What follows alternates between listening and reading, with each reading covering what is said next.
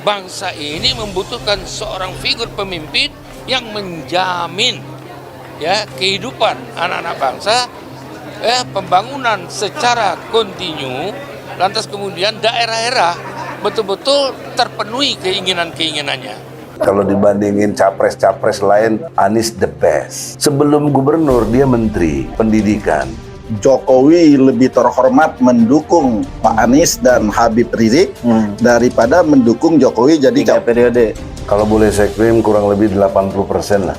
Umat Islam di Indonesia ini senang dengan Anies atau berharap Anies menjadi pemimpin. Saya bilang semua teman-teman merespon baik. Apalagi abang pindah ke Abimania. Kenapa saya katakan Abimania? Tetapi dalam bentuk yang lebih agak longgar, tetap oligarki itu punya perspektif sentralistis itu. Langkah pertama yang harus dilakukan adalah membangun koalisi. Karena itu memang Anies sekarang luar biasa ya, komunikasi kemana-mana untuk memperkuat dukungan dan juga untuk memperkuat yang paling penting adalah mencari tiket untuk Pilpres.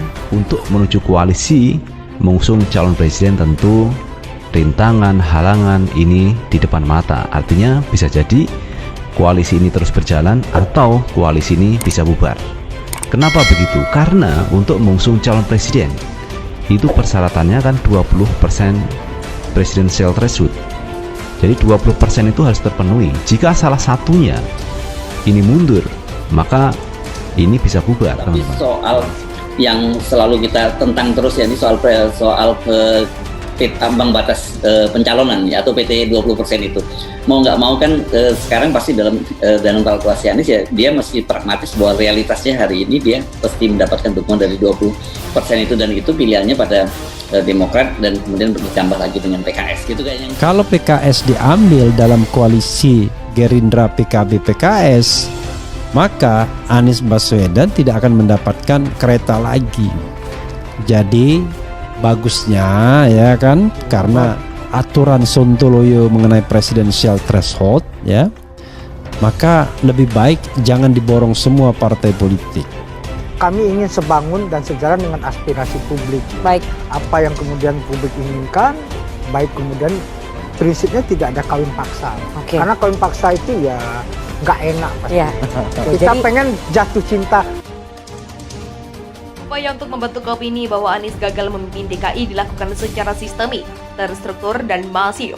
Sistemik karena dilakukan dengan terencana dan menggunakan berbagai strategi. Terstruktur karena dilakukan melalui semua akses struktural yang dimiliki. Masif karena upayanya terus-menerus dengan semua cara dan tak kenal lelah.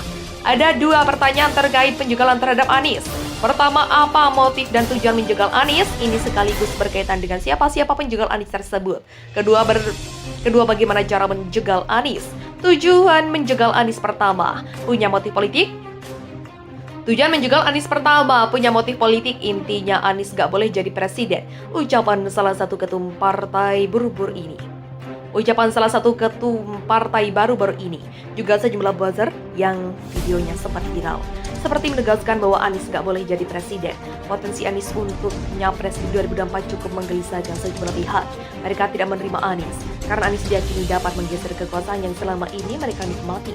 Hal yang lazim dalam sejarah bahwa tak ada yang mau lengser dan kehilangan nikmatnya kekuasaan. Akan berupaya sekuat tenaga mempertahankannya, Anies juga dianggap tidak bisa berkompromi dan mengakomodir mereka jika berkuasa. Bukankah berpolitik itu tidak selalu harus mengambil jalan bermusuhan?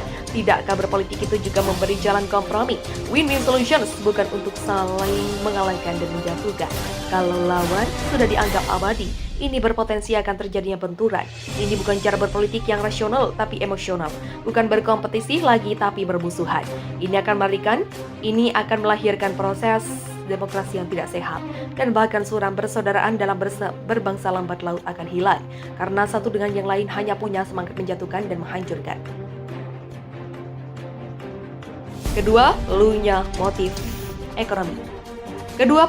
ekonomi. Mereka melihat bahwa Anies tak bisa diajak kompromi untuk mencuri harta milik negara. Kasus 13 pulau reklamasi yang ditutup Anies adalah contoh konkret bahwa Anies tidak bisa diajak kompromi untuk hal-hal yang melanggar aturan dan berpotensi merugikan negara. Ada istilah maling teriak maling. Ada banyak orang yang berupaya membuat opini bahwa Anies maling, padahal mereka adalah para maling yang sekarang sedang kesulitan untuk maling di DKI. Mereka teriak Anies korupsi, padahal mereka adalah para koruptor yang susah untuk korupsi selama gubernur masih Anies. Narasi ini memang terkesan kasar, tapi harus diungkap ke publik demi alasan objektivitas dan pembelajaran moral politik kepada rakyat. Kita ingin rakyat tidak tersesat karena rekayasa opini yang berlebihan.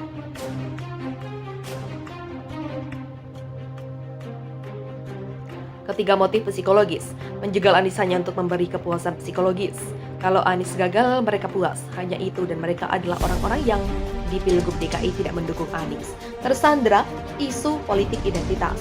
Atau ada perbedaan tajam dengan sejumlah kelompok yang selama ini mendukung Anies. Yang ketiga ini lebih bersifat emosional, bukan rasional.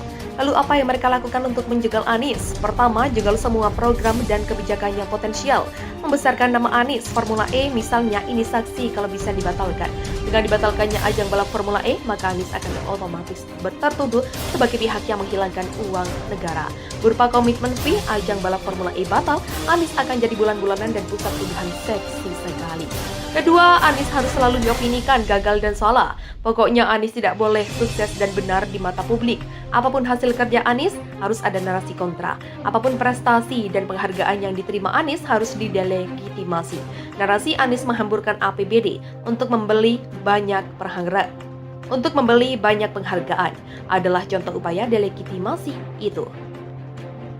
Ketiga, mereka yang punya akses hukum akan menggunakan jalur hukum untuk terus mencari celah kesalahan yang bisa mempidanakan Anies.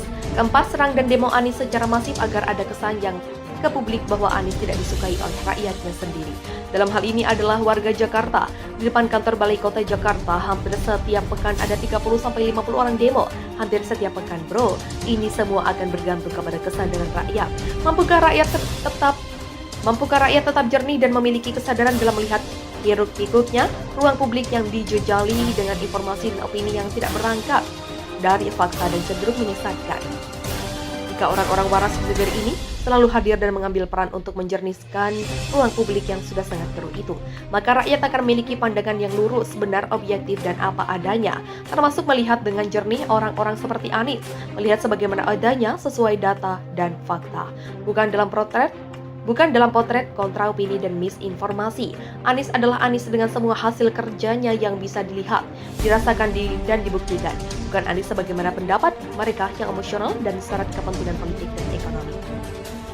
Bangsa ini membutuhkan seorang figur pemimpin yang menjamin kehidupan anak-anak bangsa, pembangunan secara kontinu, lantas kemudian daerah-daerah betul-betul terpenuhi keinginan-keinginannya. Kalau boleh saya klaim kurang lebih 80% lah umat Islam di Indonesia